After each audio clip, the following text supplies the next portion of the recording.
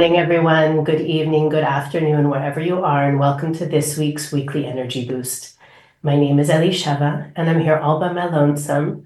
Eitan is traveling this week, and as you can hear, I'm a little bit under the weather, but this is such an important week that I couldn't bear not to have this time with you guys and hopefully transform the way we're all going to navigate our week this week to truly have lasting impact and elevating consequences. This is the week we are talking about how to decode the laws of the universe. And it's the one week of the year that the Creator, in his infinite wisdom, and the entire universe conspires to highlight why we're here. Each individual person has a increased ability to tune into the purpose for which they were introduced to this lifetime and to navigate back to the path that brought them here. And every year when this happens, I hear from people, they have dreams about what seems to be past lifetimes. They have revelations, incidences, epiphanies. And the more we know, the better odds are that we're going to capture those messages and those realizations and not dismiss them for the valuable insight that they are. Weekly Energy Boost is a 7-day spiritual weather forecast in which we provide our listeners with the most powerful and practical tools to navigate the coming 7 days. We do that through studying and teaching the wisdom of Kabbalah, and every week ends up offering our listeners tools and wisdom that can not only help you take advantage of the current week, but also every opportunity, any week of the year, any year of your life. And to help break down the opportunity of this week, I've decided the most efficient way to share this wisdom this week, considering it's a conversation with myself, is to share with you 3 of the laws of the universe that Kabbalah teaches inform every waking moment of our lives. And in sharing those 3 laws and how they affect us, hopefully our awareness will be heightened, our experience will be elevated, and will really create dramatic and impactful change for ourselves individually, which in turn results in change for the world. So we're sitting now in the 3rd week of the month of Shvat, the month of Aquarius, and the biblical portion that influences us this week is called Mishpatim, which literally means laws. So it's not a coincidence. And it's also not a coincidence that we have this opportunity this week to perceive our experience from an elevated perspective. The first law I want to review with you is the law of cause and effect. The law of cause and effect is very similar to one of the laws of physics that I think we all learned when we were in high school, which is for every action, there's an equal and opposite reaction. What does that mean outside of the laws of physics? It means that everything that I put out there, whether it's positive, negative, and we learn from these laws that there is nothing that's neutral, whether it's positive or negative, has to not only come back to me, which I think is something that we've all kind of accepted, but needs to be balanced. So what that means is that if I put out something positive, if I'm kind, if I manage to take the high road in a situation, if I go outside of my comfort zone for someone else, if I manage to resist my need for instant gratification or validation or vindication. So that's going to boomerang out into the universe. And the implication of the word boomerang is that it's going to come back to me. At the same time, we understand that those laws of cause and effect transcend lifetimes. And because it transcends lifetimes, it's also important to remember that we souls are eternal and our bodies are temporary. Our bodies are the vehicle that allow us to do this work of revealing the light of our soul in every lifetime. So if 5 lifetimes ago, I acted out of selfishness, control, revenge, desperation, and I did something, I created a deficit. That deficit is going to have to be balanced. I often share with my kids, right? If your sibling hits you, don't hit back, because the universe hits harder and better than we ever could. And in a very, yes, it's a juvenile example, but it really is an illustration for the bigger picture. If I hit you, again, exchange the word hit for any other action, the universe, that's not between me and you, first and foremost. So I think other interpretations of karma might say, well, I have to come back until you hit me. That the once in a while, I mean, I shouldn't say once in a while. There are certain situations in which that is true, that the balancing needs to be done between individuals, but more often than not, the balancing is between me and the universe. So if I hit in my relationship, that smack back from the universe is not necessarily going to come in my relationship.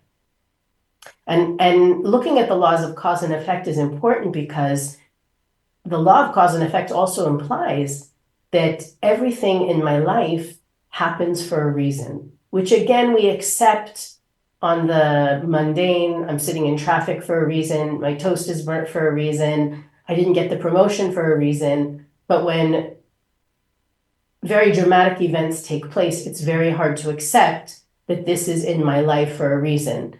Now,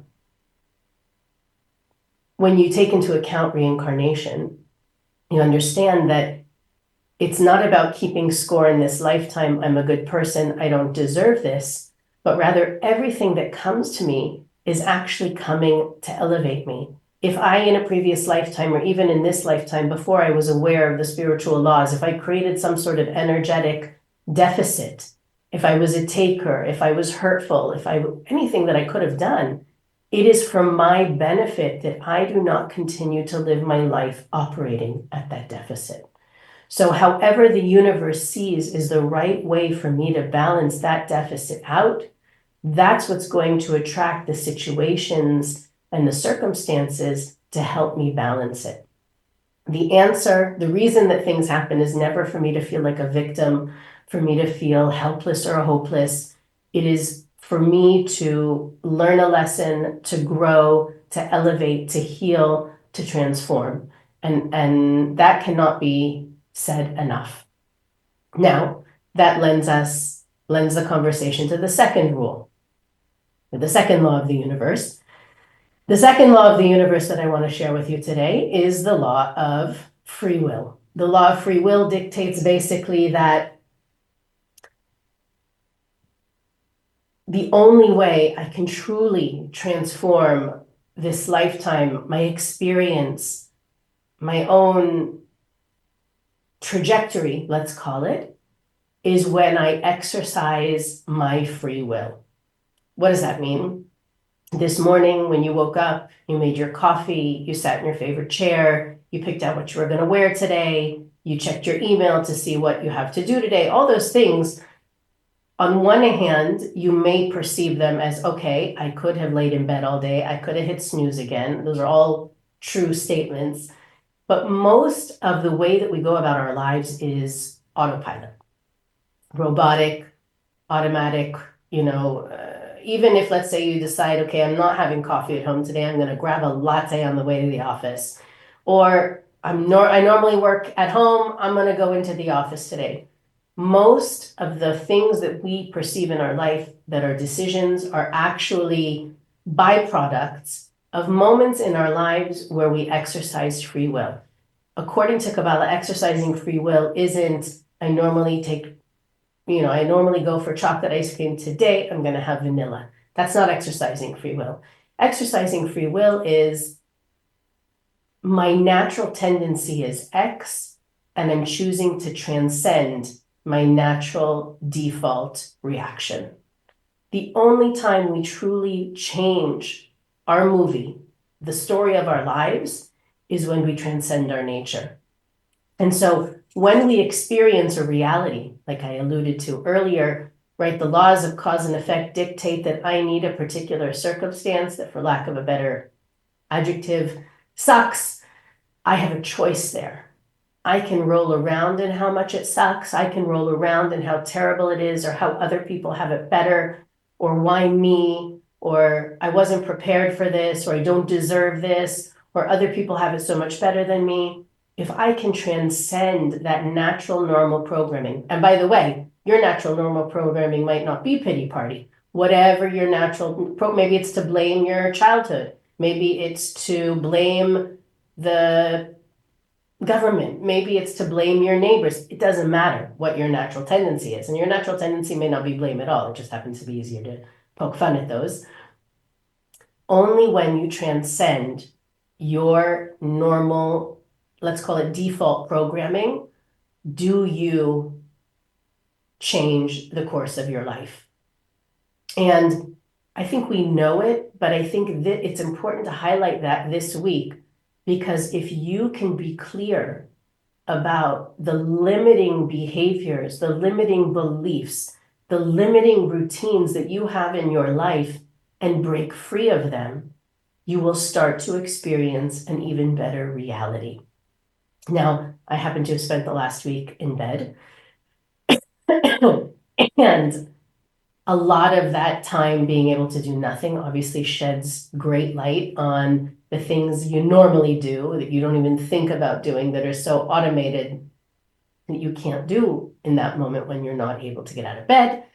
And I was thinking about how I wish I could have had those revelations without having to be sick.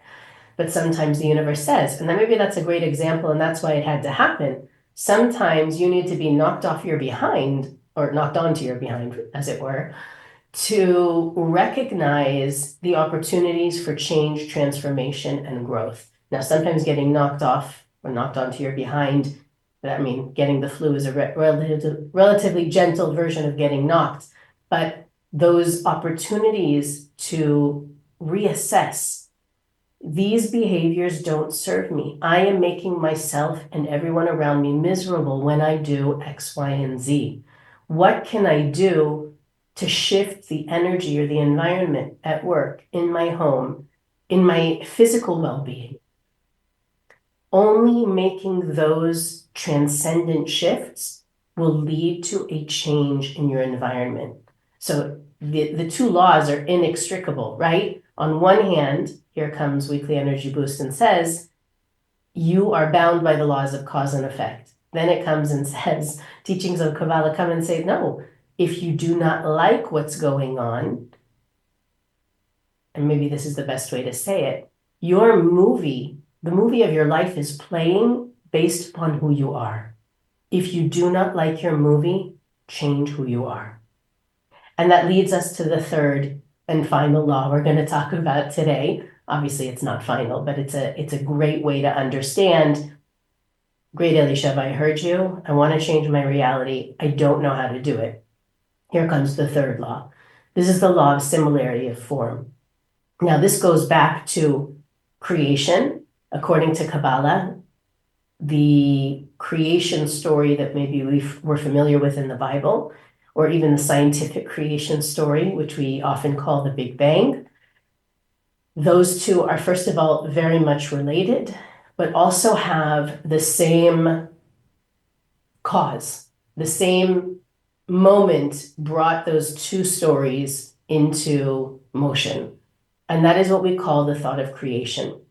Very briefly, the thought of creation is that, yes, before the Big Bang, there was nothing but pure light as far as the mind can fathom. And because there was no physicality yet, which again is both accurate in the biblical story of creation as well as the scientific story of creation, nothing existed. There was only the light of the Creator. And because the nature of the light of the Creator is giving and sharing, that necessitated the creation of a vessel. Don't imagine that anything physical was created. It simply meant that there had to be an energetic force of receiving in order for the goodness of the light of the Creator to be received, to be experienced. According to Kabbalah, that vessel, that container that was created, encompassed all the souls of humanity. So all of the souls of humanity were completely fulfilled by the light of the Creator. We don't know how long because time didn't exist then. That was the state of reality until the vessel woke up and said, if we do not have the opportunity to ourselves be the light, we will never be fulfilled. And that realization, that revelation, which also included a rejection, we said to the light of the Creator, we don't want to receive passively anymore. We only want to receive the light of the Creator if we are creating the opportunity to receive that. And that's where the law of similarity of form comes in. The way that we draw the light of the Creator into our lives is when we act like the light of the Creator. Like attracts like, therefore light attracts light. What are the qualities of the light of the Creator? I mean, if you can imagine the light of the Creator shining through a prism, which is each individual soul, and all of the colors of the spectrum are actually the colors of fulfillment. Everything good, kind, creative, initiative. That's why when every time we exercise free will, we are initiating. We're not the effect, we're the cause. That's how we turn on the light in our life. That's how we shift our trajectory. And it's so much easier to side with the part of us that is the vessel, that wants to receive, that wants to be fulfilled, that wants to take, that wants to grab, that wants to be right, that wants to feel justified, vindicated, wants the recognition and the validation. That part of ourselves is actually the part of ourselves that needs to be transcended in order for us to experience that fulfillment. So when in doubt, ask yourself, what's the light-like thing to do in this situation? How can I turn on the light in the room right now? It's not always going to be the comfortable answer. It's not always going to be the familiar answer. It's not always going to be the easy answer. Actually, more often than not, it's unknown, it's uncomfortable, and it's not the easy one. It's not the easy answer. However, if you are a person who is interested in fulfilling the reason for which they came to the physical reality, not only in this lifetime, but for the purpose for which their soul, at some point, the Creator looked at the universe and said, the world needs this light now. Bob's light, Susie's light, Elisheva's light, whatever your name is. That light is a light that only you can reveal. And this is the week that the universe is saying, you want some clues as to what you're supposed to be doing here? Look, listen, pay attention. Your dreams are going to be more meaningful. Your epiphanies, pay attention to what you read, what you listen to. There are clues there. If you're taking classes, studying, pay extra attention this week. There's going to be golden nuggets there. And I wanted to actually share with you, we got a letter from a listener, and I was going to answer it when I started to feel better. And then I said, you know what, this is perfect for this week's episode. And I'm going to it's quite a long email, but I'm going to read just one brief section of it, the question, which I think will pull together everything we talked about this week, what the work is this week, and then I'll leave you with a little bit of a meditation from Karen Berg. I have been feeling a lot of pain seeing the suffering of human beings, animals, and even plants, and I would really like to do something to help. I would like to know if it's possible for me to absorb the karma of all humanity and animals, please. If it's not possible for all humanity and animals, can at least be for my children, siblings, and family. So, Kabbalistically speaking, the answer is no, it is not possible. And even though it may seem that there have been others through history who have died for our sins, quote unquote, as she references in another section in her email. Kabbalistically, that's not possible, and Kabbalistically, that's not how it works.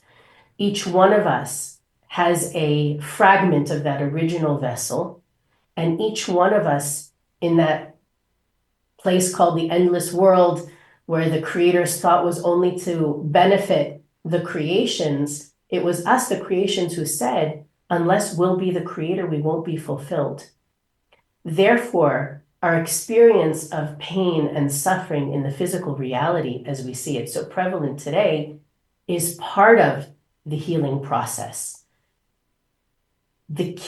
I'll call it the catch. The catch is the only piece that you can heal is your own.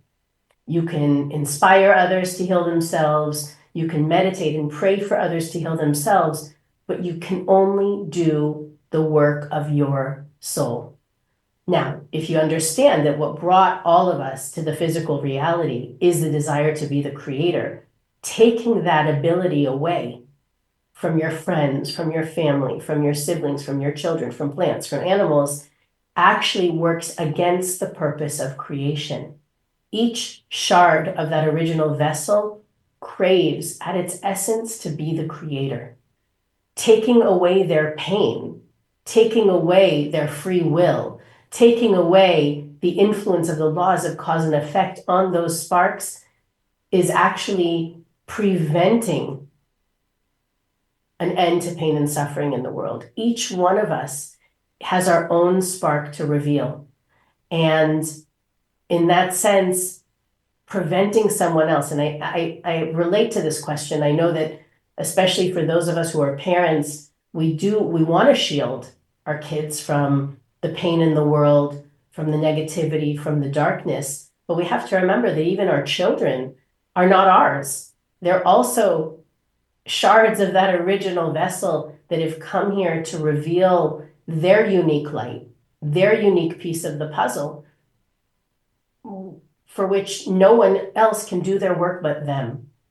So I really encourage not only the person who wrote in, but everyone to think about how much I am internally focused on revealing my unique spark.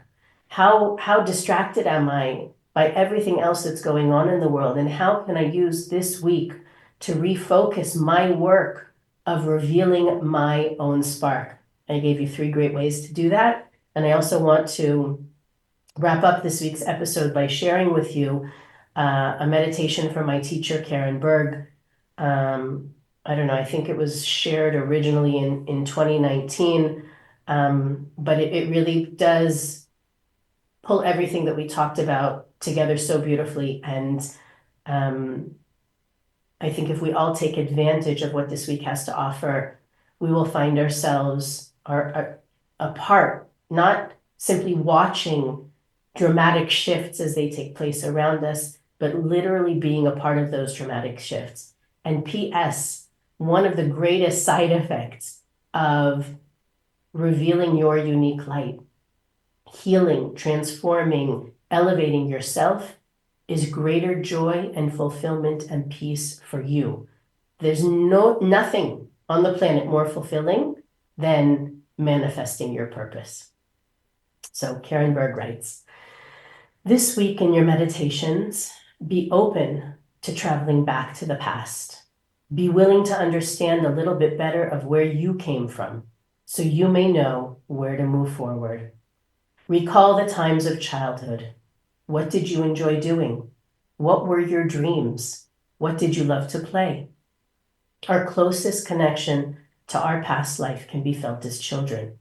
Our inner child holds access to the window to our past, and it can give us the details we need.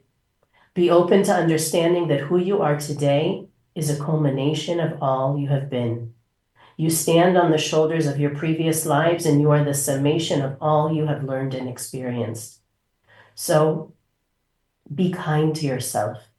The challenges you face today are a part of a long story that is still playing, a long story spanning many lives and thousands of years.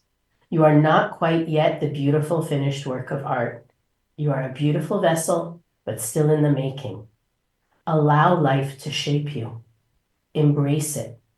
Each day, walk in this world knowing that every encounter and every experience you have holds a greater meaning, designed to create the most beautiful of souls. Be patient with your process. Allow yourself to learn and to grow. Allow the wheels of your soul to continue to spin. Your story is a long and mighty epic, and it is far from over. Weekly Energy Boost is available on all podcast platforms, YouTube, Facebook, and Instagram. You can also visit our website, weeklyenergyboost.com, where you can find our archives, the things we think are important for our listeners to know about, as well as a donate button so that you can support our podcast. But most importantly, like, rate, and review wherever you listen, and share this episode. The more enlightened people walking the planet, the more enlightened the planet is going to be. Thanks for being with me this morning. Have a fabulous week, and we'll see you next time on the Weekly Energy Boost.